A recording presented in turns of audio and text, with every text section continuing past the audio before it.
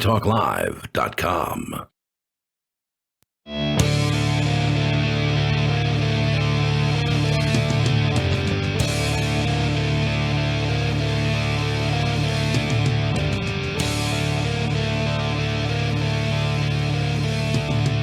It's Free Talk Live, talk radio that you control, 603-283-6160. I just want to be clear, talk radio that you control, in case Scott was, hearing words strewn together that shouldn't be.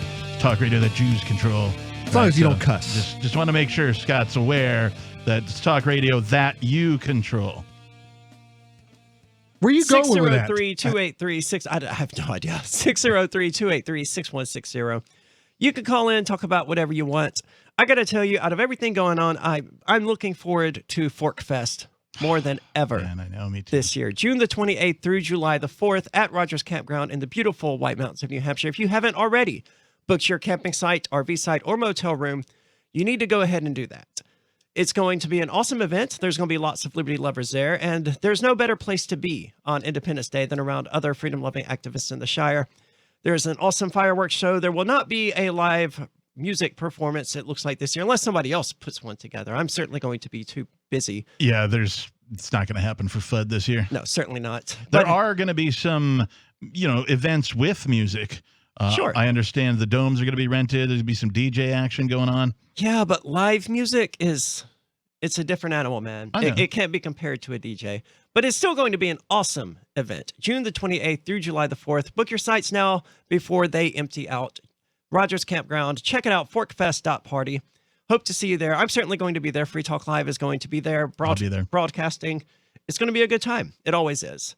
And I'll be at the Porcupine Freedom Festival as well for anyone who is there. That I figured I have to be. After the sheriff campaign last year, I was already going to be approached by everyone. Right. But then you throw this on top of that, and it's like, yeah, I have to be there. These are my people, and I'll do my best to make myself available to help out. Awesome. Thanks. There are a lot of people who are messaging me saying they want to help out with Free Talk Live at Fork Fest this year, and that'll be fantastic because I think I'm the only show host who's going to be there for the full 2 weeks. And it's difficult to... Oh, so you're going to be for Pork Fest as well? Yes. Right. The Porcupine Freedom Festival. Are we, and we're allowed back to that? Well, it's complicated. Allowed isn't... We're tolerated? They're no longer reserving the entire campground. So the campground is open. You don't have to have a Porcupine Freedom Festival ticket in order to access the campground. You just have to have a ticket to go down there and do the Porcupine Freedom Festival events and stuff that I don't care about. So the campground is open to the general public. So Fork Fest, in my opinion, is taking place from June the 21st through July the 4th. But Right. we've been saying June the 28th for the last, year. 9 months. So we might as well continue on with that. But let's go to the phones. We've got Surf Daddy calling. Surf Daddy, you're on Free Talk Live. Hey, welcome back, Aria. Thanks. What's on your mind tonight? Nice to hear your voice. Hey, it's really nice to see with what happened, everybody like Mark and all the rest picking up the baton, so to speak, to, keep things going with Free Talk Live. Free Talk Live is far too important to let the government kill it. Yeah, agreed completely. Yeah, good for you guys. Thank you. But yeah, I also, Scott the Bigot conjured up some things I wanted to say, but I'll just skip over that. But a bunch of nonsense there. But he usually does. Eventually he's going to stop calling on nights when I'm on, because that's not the first time. There's a dedicated YouTube video of me talking to Scott the Bigot that lasts for like 3 minutes, where I pointed out those same things to him, and he had absolutely no answer, and you could tell he was genuinely taken aback. I mean, you would think he would have, thought something up in all of that time. He's come to a conclusion but he said he was going to give it some thought. He clearly did not. Oh, he didn't. No. Yeah. So, the previous caller before that was brought up the trial and the coming violence. You're referring to the live Derek northwest- Chauvin trial. Yeah. I live northwest of Los Angeles in a suburb. I live right next door to 2 LAPD cops. And he works in Maxine Waters District. And, they're just starting tomorrow to go on their full tactical alert, 12 to 16 hour shift. So I certainly see that aspect of it. They're a young family. They got 3 kids, and they're just good people. And so there is the human aspect to the violence that is for sure coming here. And what are his feelings and thoughts and concerns? Is he showing you? I talked to him. They've only lived next door for a year and a half or 2 years.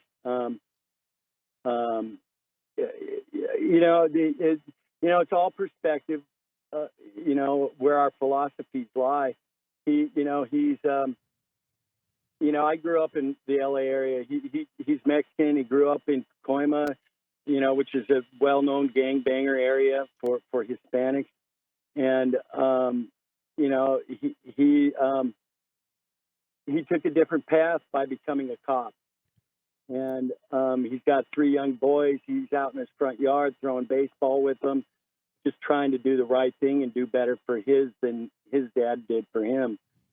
And he goes down into the fray, and it's insane. During the previous round back in June and May of last year, I would see him rolling in after a 24-hour shift, and he was in the thick of it. It's going to be crazy. I have to drive down through all of this to a project down in Anaheim, which is about an hour and a half drive for me. And I'm thinking, this is on Wednesday. I'm thinking, gosh, do I even want to drive through there? Because I know where things are going to go, no matter how the outcome of the trial is. There's going to be violence. I certainly hope not. I think you're absolutely right. The violence has been brewing for a long time, and I don't think the outcome will be as bad if they find him guilty of whatever charges. But yeah, I think you're absolutely right. This is a Band-Aid it's wanted to get ripped off, and the people are coming to a boiling point. The frog has been in the water boiling, and it's going to either jump out or it's going to die. And human nature isn't like that. We're going to. The crazy people are going to want to jump out of the water. Yeah, the propaganda has convinced everybody that you're either a pitchfork person or a torch person. And if you're a torch person, it's the pitchfork people that are wrong. And if you're a pitchfork person, it's the torch people that are wrong. Surf Daddy, thank you so much for the call tonight. I certainly would agree that if they find him guilty, there's not likely to be violence, but I hope we don't see any violence anyway. If it's not him, it'll be the next, the taser shooting, the taser kid. Man, isn't that insane? It is. She thought it was her taser. What, like a 20-year senior? A police trainer. A trainer, exactly, who pulled the wrong weapon. Adam Toledo? Is it Adam? No, it was a female. I don't remember what No, the kid. The kid. Oh, The kid. I don't know, man. Cops kill so many people. It's hard to keep track of them. I remember some of the most notable I try ones, to remember the victims' names. like Kelly Thomas, who was beaten to death by like 18 police officers in the streets one night. I remember that one. I remember Dylan Noble, I think. Mm-hmm. I say I remember it clearly. I don't. But it says a lot that we're even having this discussion about a police officer who is on video killing someone. Another police officer on video killing someone. 603-283-6160. Take control of the airwaves and talk about whatever's on your mind. 603-283-6160. This is Free Talk Live.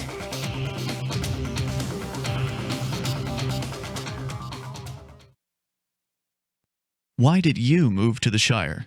I moved here to the Shire because there's other people around who take liberty just as